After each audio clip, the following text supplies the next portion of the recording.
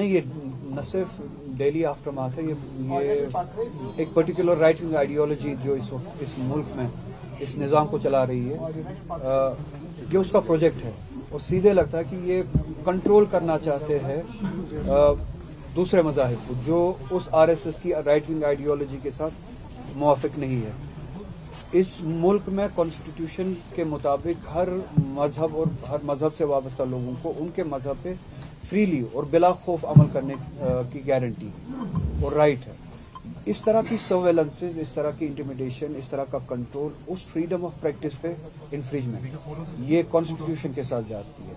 تو اور اس ریاست میں جب پہلے سے ہی ہماری سیکورٹی فورسز، ان کے سیکورٹی لیئرز ہیں، سرویلنسز ہے، یہاں پہ IB بھی کام کرتی ہے، CID بھی کام کرتی ہے، ملٹری انٹیلیجنس بھی کام کرتی ہے، پیراملٹری فورسز کی اپنی سرویلنس لیئرز ہے۔ اچھا، جن انڈیویجولز کے بارے میں ڈیٹیلز مانگے جاتے ہیں، ایکسٹرا ڈیٹیلز مانگے جاتے ہیں، ان کے ڈیٹیلز بحیثیت سٹیزن پہلے ہی آپ کے پاس ہے، آدھار کارڈ آپ کے پاس ہے، آپ کے پاس ان کے ہر ایک طرح کے ڈیٹیل ہے۔ اب ایک خاص مذہب سے لے کے خاص مذہب سے وابستہ کچھ لوگوں کو جو اس مذہب کی تبلیغ کرتے ہیں، اس طرح سے آپ ایکسٹرا لیئر آف جو ہے سرویلنس کے دائرے میں لائیں گے، اس سے سیدھے لگتا ہے کہ ان کو ڈرانے کی کوشش ہے۔ دوسرا، اس مذہب کی پریکٹسز کو کنٹرول کرنے کی کوشش ہے۔ مسجدوں کے خطیبوں کو کہا جائے گا کہ اب جو BJP کا فرمان کے حساب سے جو خطبہ ہوگا وہی پڑھا جائے۔ RSS ان کے لیے خطبہ بھیجا کرے گی جمعے کے دن کہ اس طرح کا خطبہ پڑھا جائے، اور اس طرح کا خطبہ پڑھنے کی اجازت نہیں ہے۔ تو فنکشننگ آف دا ریلیجن، اس کو کنٹرول میں لائیں، یہ اس طرح کی کارروائی مجھے لگتی ہے۔ اگر صاحب جس طریقے سے اگر آپ کیسے دیکھتے ہیں، کیونکہ آج US پریزیڈنٹ ڈونلڈ ٹرمپ نے بھی کہا کہ جو بھی ملک ایران کے ساتھ ٹریڈ کرے گا ان پہ ایکسٹرا 25% ٹیرف جو ہے لگا دیا جائے گا US میں۔ ایران میں جو اندر حالات ہے، ماحول ہے، جو لوگوں کی ناراضگی ہے اپنے حکومت کے ساتھ اقتصادیات کو لے کے، وہ ان کے اندرونی معاملات ہیں، اور اس میں کسی بھی باہری ملک کو مداخلت کرنے کی جوازیت ہی نہیں ہے۔ اچھا، جو لوگ اس بارے میں بات کرتے ہیں، امریکہ اور اسرائیل، ان کے پاس وہ مورل اتھارٹی ہی نہیں ہے کہ وہ اس معاملے پہ بات کرے۔ جو جس طرح کا جنوسائیڈ غازہ میں کیا گیا اسرائیل کے ذریعے یا زائنسٹ رجیم کے ذریعے، تب کیا اس طرح کی ریڈ لائن اسرائیل کے لیے ڈونلڈ ٹرمپ نے رکھی تھی کہ اگر لوگوں کو وہاں پہ مارا جائے گا تو ہم اسرائیل پہ حملہ کریں گے؟ تو یہ ڈوئل سٹینڈرڈز ان کی امپیریلسٹک پالیسیز کو خود بے نقاب کرتی ہے۔ جو امپیریلسٹک پروجیکٹ لے کے دنیا کو امپیریلسٹک پروجیکٹ کے حساب سے دیکھتے ہیں، اس کو انہیں ایران کے بارے میں بات نہیں کرنی چاہیے۔ اور ایران میں جو اقتصادی حالات ہے، اس میں امپیریلسٹک پروجیکٹ کا، اسرائیل کا، امریکہ، یورپ کا بہت بڑا ہاتھ ہے۔ 40 سال سے وہ ملک سینکشنز برداشت کر رہا ہے، سینکشنز کے تحت زندگی گزار رہا ہے۔ تو جن امپیریلسٹک طاقتوں نے ایک ملک کی اقتصادیات کو 40 سال سے اس حد تک خراب کیا ہے، اگر وہاں پہ انٹرنلی کرائسس ہے، ان کا حق نہیں بنتا ہے کہ وہ اس معاملے میں مداخلت کرے۔ اور جو ڈیموکریسی کی بات کرتے ہیں، جو جمہوریت کی بات کرتے ہیں کسی ملک کے لیے، ان کے لیے بہتر ہوگا کہ وہ جمہوریت کے بارے میں بات نہ کرے، کیونکہ وہ اس کی ریپلیسمنٹ ایک شاہی نظام کو دیکھنا چاہتے ہیں، مونارکی کو دیکھنا چاہتے ہیں۔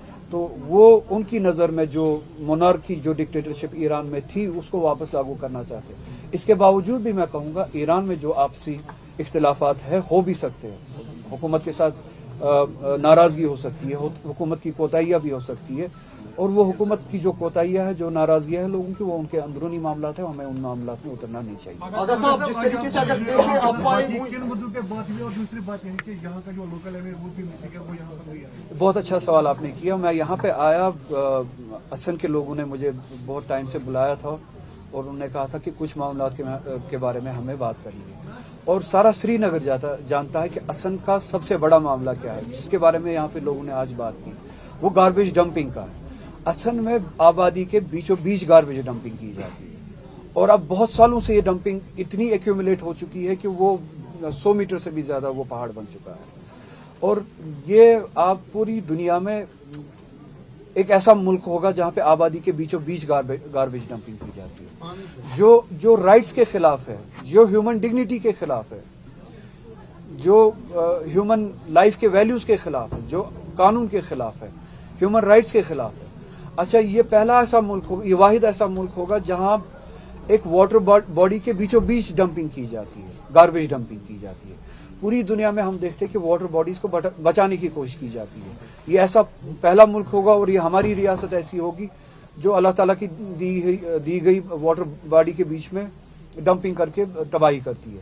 یہ ایسی پہلی ریاست ہوگی, ایسا پہلا ملک ہوگا جو اسکمز جیسا ہاسپٹل, ملٹی اسپیشلٹی ہاسپٹل جو ہے اس کے سامنے گاربیج ڈمپنگ کرتا ہوگا.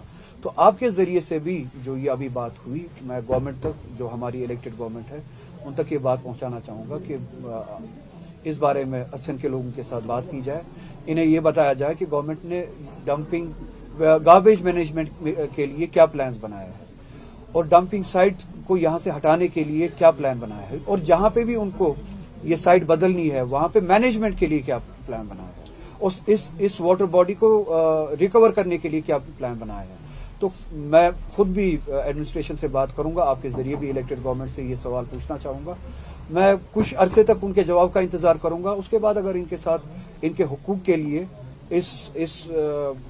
ان مشکلات سے نجات دلانے کے لیے مجھے اگر ان کے ساتھ بیٹھنا بھی پڑے, میں بیٹھنے کے لیے بھی تیار ہوں لوگوں کے ساتھ. آغا صاحب, جاوید احمد رانا نے حال ہی میں بیان دیا ریزرویشن خالی آغا صاحب کا مسئلہ نہیں, یہ ہم سب کا. کوئی اور سوال پوچھیے. بنگلہ دیش میں جو ہے مائنورٹیز کنٹرول پر ٹارگٹ کیا جا رہا ہے, بنگلہ دیش میں جو مائنورٹیز کے ساتھ ہو رہا ہے, میں ذاتی طور پہ اسے اسی طرح سے دیکھتا ہوں جس طرح سے غازہ میں مسلمانوں کے ساتھ قتل عام کو دیکھتا ہوں, جس طرح سے ہندوستان میں جب مائنورٹیز کو لنچ کیا جاتا ہے اس کو دیکھتا ہوں. مائنورٹیز جہاں جو بھی ہو, چاہے ہندو ہو بنگلہ دیش میں, چاہے مسلمان ہو ہندوستان میں, یا بے گناہ انسان یا انسان جہاں بھی ہو, چاہے غازہ میں انسان, جس کو بے گناہ مارا جائے, جو مارنے والا ہو وہ دہشت گرد ہے, وہ زیادتی کرتا ہے, وہ صہیونی ہے, وہ طاغوتی ہے. تو مائنورٹیز کو اگر بے گناہ قتل کیا جاتا ہے بنگلہ دیش میں, وہ مارنے والا جو ہے بنگلہ دیشی وہ دہشت گرد ہے. اگر مائنورٹیز کو ہندوستان میں مسلمان کو قتل کیا جاتا ہے اس کو مارنے والا دہشت گرد ہے. اسی طرح کا دہشت گرد ہے جس طرح کا نیتنیاہو جو غازہ میں زیادتیاں کرتے ہیں. تو مائنورٹیز کے ساتھ جو زیادتیاں بنگلہ دیش میں ہوتی ہے, جو ہندوؤں کے ساتھ زیادتیاں بنگلہ دیش میں ہوتی ہے, وہ بھی اسی طرح کی زیادتی ہے جو زیادتیاں مسلمانوں کے ساتھ لنچنگ ہوتی ہے ہمارے اس ملک میں, وہ بھی اسی طرح کی زیادتی ہے. اور وہی زیادتی ہم اسی طرح سے مانتے جس طرح سے غازہ میں مسلمانوں کے ساتھ.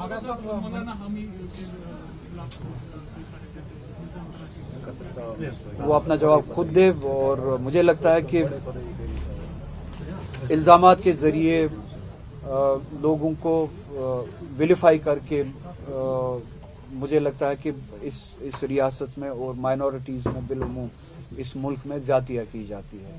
کبھی دہشت گرد کے نام پہ, کبھی اینٹی نیشنل کے نام پہ, اسی طرح کے ٹیگز لگا کے ایک تو ویلیفائی کر کے ان کو سیکنڈ کلاس سٹیزنز بنانے کی کوشش کی جا رہی ہے یا بنایا بھی گیا ہے, اور پھر جو زیادتیاں ہے ان کا شکار بنانے کی کوشش کی جاتی ہے.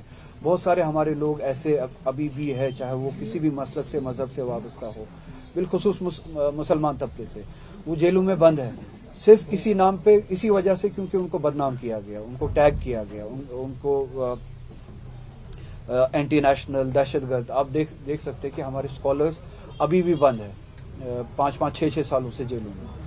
عمر خالد جیسے اسکالر, شرجیل امام جیسے اسکالر, یا ہیومن رائٹ ایکٹیوسٹ ہمارے ابھی بھی جیلوں میں بند ہے.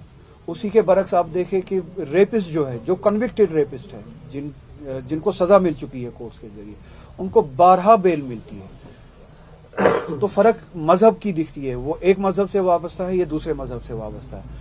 ہمیں لگتا ہے کہ یہ ملک ہر کسی کے لیے بنا تھا, ہندو کے لیے بھی بنا تھا, مسلمان کے لیے بھی بنا تھا, ہر کسی کے لیے برابری کے لیے بنا تھا. ہم نے یہ توقع نہیں کیا تھا کہ اسکالرس جیل میں ہو کیونکہ ان کو اینٹی نیشنلز اور ٹیررسٹ کا ٹیگ دے کے ان کے ساتھ زیادتیاں کی جائے, اور ابھی ان کا کیس بھی شروع نہیں ہوا ہے, وہ ٹرائلز بھی شروع نہیں ہوئے, وہ کنوکٹ بھی نہیں ہے, یہ عدالت میں ان کا کیس ہی شروع نہیں ہوا ہے, اور وہ جیلوں میں 6-6 سالوں سے بند ہے. اور اسی کے برعکس جن کا کیس شروع بھی ہوا ہے, ختم بھی ہوا ہے, عدالتوں نے سزا بھی دی ہے, اور وہ ریپسٹ, چاہے وہ بابا ہو, بابا رام رحیم ہو, چاہے وہ بی جے پی کا کوئی MLA ہو کسی ریاست کا, وہ ریپسٹ ان کو بیل ملتی ہے بار بار. اور اسی طرح کی آپ دیکھیں جو نام آپ نے لیا, यहाँ पे भी कोशिश की जाती है कि टैग दे के, एंटी नेशनल बता के, टेररिस्ट बता के लोगों के साथ ज्यादती की जाए और उनको जेलों में रखा जाए। आगा साहब, मनीष शंकर जी का एक बयान आया कि जो ऑपरेशन सिंदूर है उसको बंद किया जाए और पाकिस्तान से बातचीत की जाए, आपको क्या लगता है?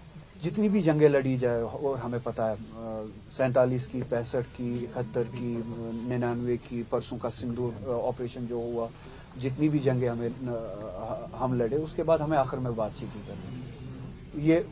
ये एक वाज़ेह हकीकत है, ये एस्टैब्लिश फैक्ट है, इससे कोई इनकार नहीं।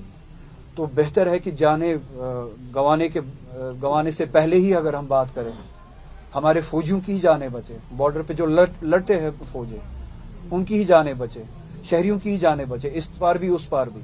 उससे पहले अगर बात हो सके और मामले को हल किया जा सके, वही ह्यूमन और सिविलाइज तरीका है बात करने का।